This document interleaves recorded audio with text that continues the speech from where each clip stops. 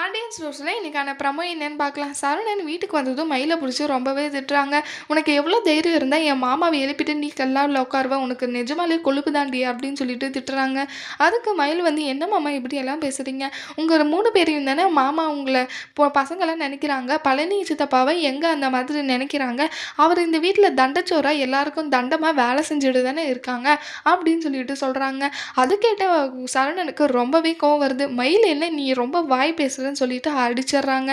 அந்த அடித்த சவுண்டு கேட்டதுமே அங்கே பாண்டியன், கோமதி எல்லாருமே வந்து பார்க்குறாங்க. பாண்டியன் கேட்குறாங்க, சரவணா என்னடா ஆச்சு அப்படின்னு சொல்லிட்டு.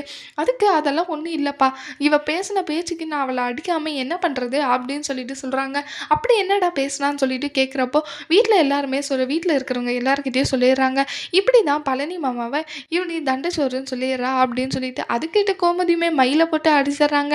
நீ என்ன நினச்சிட்டு இருக்க உன் மனசில்? அவன் என் வீட்டு பையன்டி, அவன் என் தம்பி, நீ எப்படி சொல்லுவ தண்டச்சோறுன்னு சொல்லிட்டு அப்படின்னு சொல்லிட்டு திட்டுறாங்க.